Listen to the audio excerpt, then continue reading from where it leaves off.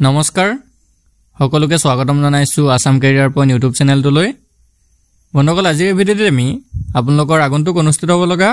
Railway group D পৰীক্ষাৰ বাবে সহায়ক হোৱাকৈ এটা গণিতৰ ক্লাছ লৈছো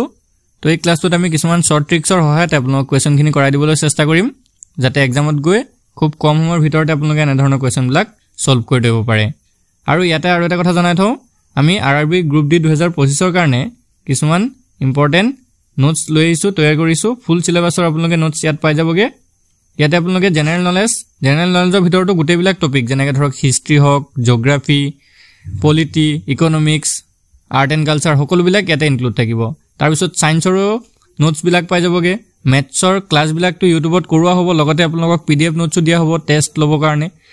ৰিজনিংৰো নোটস আপোনালোকক প্ৰভাইড কৰা হ'ব উইকলি কাৰেন্ট এফেয়াৰ্স দিয়া হ'ব কুইজ আৰু টেষ্ট পতা হ'ব আৰু লগতে মক টেষ্ট আপোনালোকক এক্সামৰ আগত দিয়া হ'ব আৰু এই সকলোবিলাক বস্তু বা সকলোবিলাক আপোনালোকে মেটেৰিয়েলছ মাত্ৰ 99 টকাত আপোনালোকে পাই যাবগে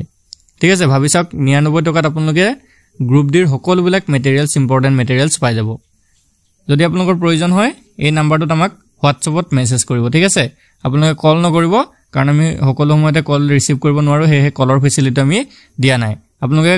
মেছেজ কৰিব মেছেজ কৰিলে আমি ৰিপ্লাই দিম ঠিক আছে এতিয়া আমি কোৱেশ্যনখিনি চাওঁ হক First question কি দিছে A bus travels from A to B at a speed of 80 km/h in 5 hours. It returns from B to A in 8 hours. What is the returning speed of the bus? ভালদৰে প্ৰশ্নটো পঢ়ি চাব তাৰ পিছত আপোনালোকে কোৱেশ্যনটো কৰিবলৈ যাব ঠিক আছে এখন বাছে 80 কিলোমিটাৰ প্ৰতি ঘণ্টা বেগেৰে এৰ পৰা গৈ 5 ঘণ্টাৰ মূৰত বি পাই গৈ কোৱেশ্যনটো পঢ়ি আপোনালোকে ডায়াগ্ৰাম টাইপত বস্তুটো বুজিবলৈ চেষ্টা কৰিব ঠিক আছে ধৰক এটো এটা এ পজিশন আছে এটো এটা বি পজিশন আছে ঠিক আছে তো এৰ পৰা এখন বাস গৈছে বি লে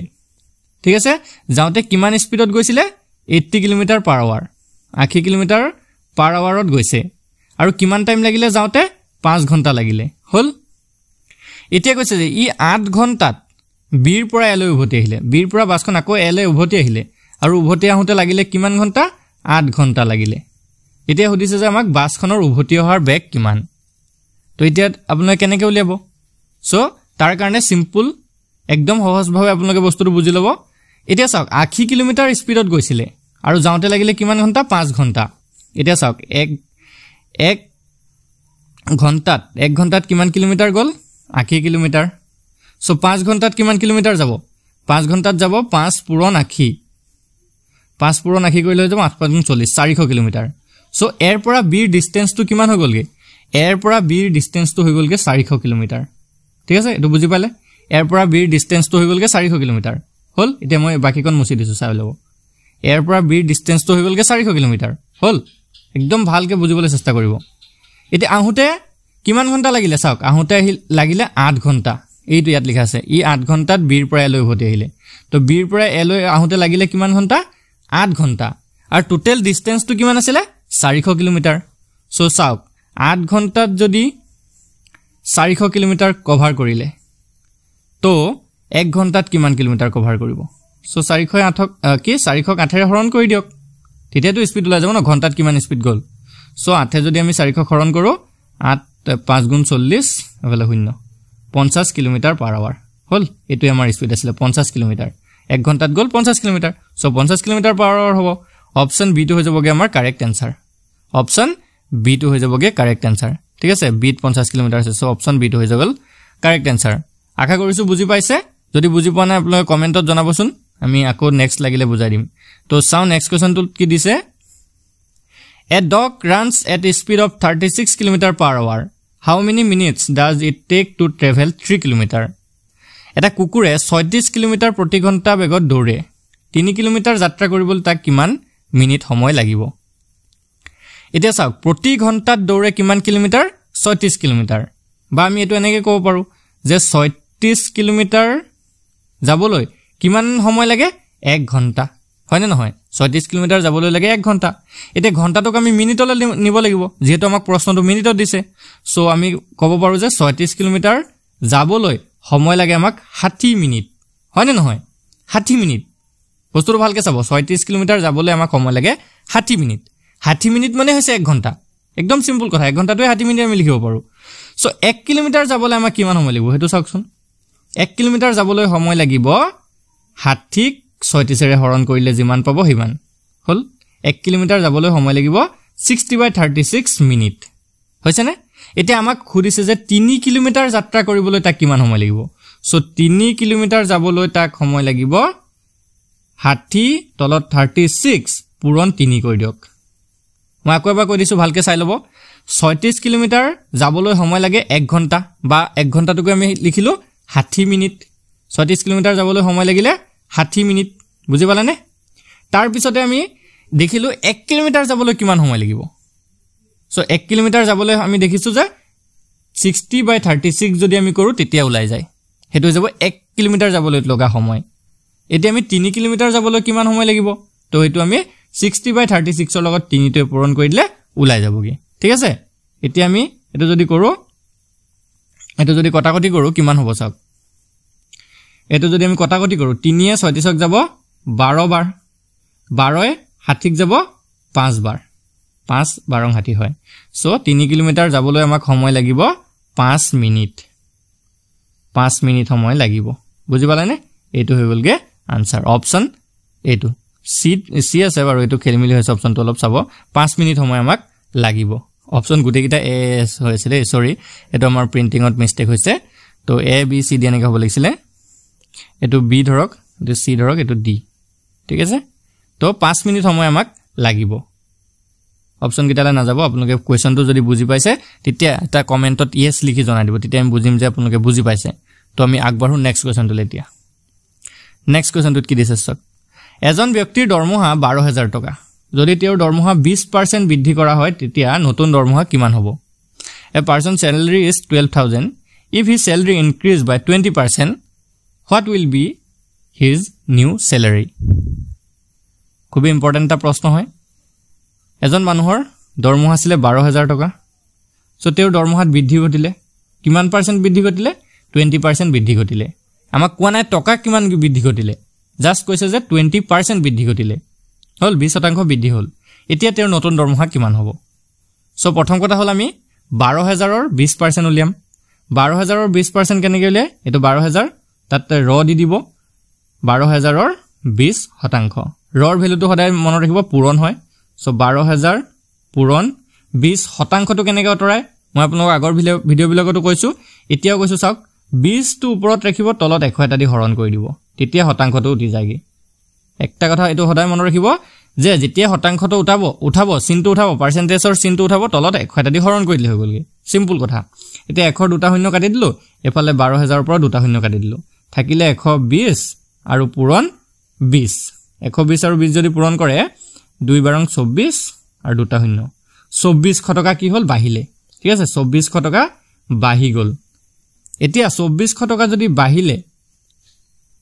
তেওঁৰ নতুন দৰমহাটো আমাক খুদিছে ন আগৰ দৰমহা আছিল 12000 টকা এতিয়া বাহিলে 2400 টকা সো 12000 লগত 2400 যোগ কৰি দিয়ক এটো 0 0 4 2 2 4 1 14400 টকা 14400 অপশনত আছে নেকি চাওকচোন অপশন বি ত আছে অপশন বি টো হৈ যাবগে শুদ্ধ উত্তৰ 14400 তে বুজি পাইছে সাগে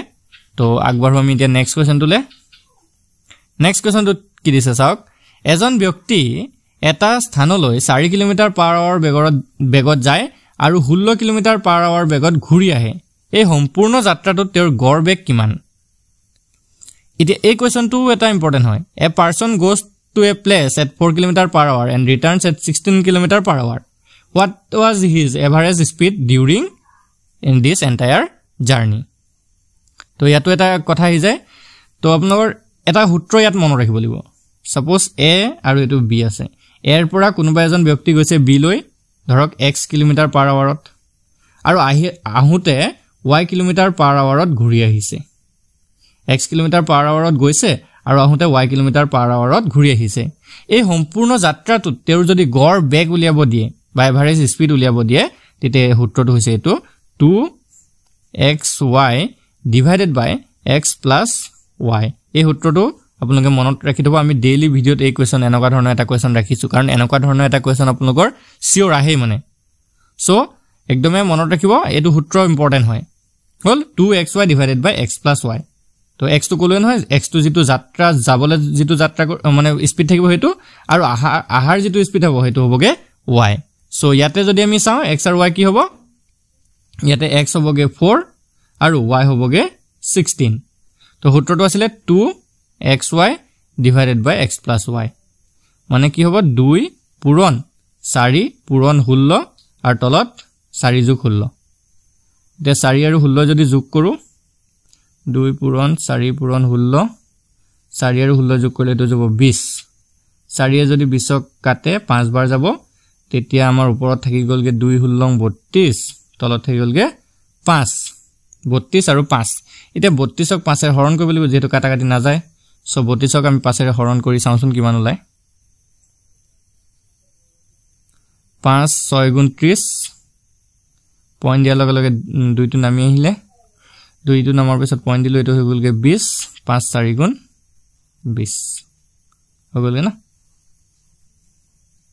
0 লালে 6.4 6.4 আছে না অপচন বি আছে অপচন বি টো হৈ গলগে শুদ্ধ উত্তৰ ঠিক আছে অপচন বি টো হৈ যাব শুদ্ধ উত্তৰ 6.4 কিলোমিটাৰ পাৰ আৱাৰ ঠিক আছে বুজি পাইছে এতিয়া আমি নেক্সট কোৱেশ্চনটো লাগবঢ়ো নেক্সট কোৱেশ্চনটো কি দিছে চাওক David obtained 76 65 82 67 and 85 marks out of 100 in English mathematics physics chemistry and biology what are his average marks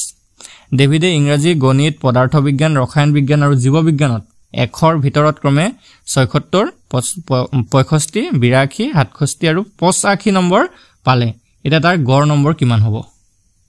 তো গড় উলিওৱাটো এটা খুব ইম্পৰ্টেন্ট বস্তু হয় মই আপোনাক প্ৰথমতে কেটামান সংখ্যাৰ গড় উলিয়াবলৈ শিকাই লৈছো কেনেকৈ প্ৰথমতে উলিয়াব সো বেসিকৰ বস্তুটো অলপ জানি লওক ধৰক দুটা বা তিনটা সংখ্যা আছে ধৰক সাপোজ 1 আছে 2 আছে আৰু 3 আছে এই সংখ্যাকেইটাৰ যদি গড় উলিয়াব দিয়ে তো কি কৰিব চাওক 1 + 2 + 3 আৰু ডিভাইড কৰি দিব 3 এ এতিয়া আমি ডিভাইড টু 3 এ কেলে কৰিলো ইয়া তিনটা নম্বৰ আছে কাৰণে 1 এটা 2 এটা 3 এটা হল তো তিনটা নম্বৰ আছে কাৰণে 3 এ ডিভাইড কৰিলো সো 3 এ 2 5 একে 6 আৰু তলত 3 6 1 3 এ যাব 2 সো 1 2 আৰু 3 এৰ গড় হৈ গলগে 2 হলনে বুজি পাইছে আৰু এটা আমি উদাহৰণ লওঁ সাপোজ সংখ্যা আছে কেটামান ধৰক 5 আছে 15 আছে আৰু 12 আছে এদিন আৰু এটা ধৰক লৈ লৈছো আমি 6 আছে এই সংখ্যাকেইটাৰ যদি গড় উলিয়াব লাগে কেনেকৈ উলিয়াব সো আমি গুটেকেইটা সংখ্যাক যোগ কৰি দিম 5 যোগ 15 যোগ 12 যোগ 6 আৰু হৰণ কৰি দিম এবাৰ 4 ৰে কেলে 4 ৰে হৰণ কৰিছো 4টা সংখ্যা আছে কাৰণে ঠিক আছে 4টা সংখ্যা আছে সো এতিয়া আমি যদি যোগ কৰো 5 আৰু 15 যোগ কৰিলে গলগে 20 20 আৰু যদি 12 যোগ কৰো হেতু হৈ যাবগে 32 32 হৈ গলগে 38 38 ক 4 যদি হৰণ কৰো পইণ্টত কিবা এটা ওলাবগে হল তো এনে ধৰণে আপোনালোকে গড় উলিয়াব পাৰিব তো এই ক্ষেত্ৰটো সেম কন্ডিশন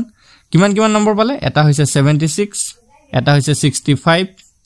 এটা হৈছে 82 এটা 67 আৰু এটা আছিল 85 তো গুটেকিটা যোগ কৰি দিয়ক আৰু হৰণ কৰি দিয়ক একেটা আছে 1 2 3 4 5 হৰণ কৰি দিয়ক 5 ৰে গুটেকিটা যোগ কৰি 5 ৰে হৰণ কৰিলে হৈ গলগে এতিয়া একেটা যদি যোগ কৰে 6 পাছে 11 6 পাছে 11 12 13 13 এ হাতে হৈ গলগে 20 20 এ পাছে 25 25 ৰ 5 উকুললে 2 হাতে 6 13 13 এ হল 21 21 6 27 27 আৰু 8 হৈ গলগে 35 36 37 375 আৰু তলত 5 এটা 375 ক 5 এ হৰণ কৰিলে ওলাই গল যাব আমাৰ আনসাৰটো 5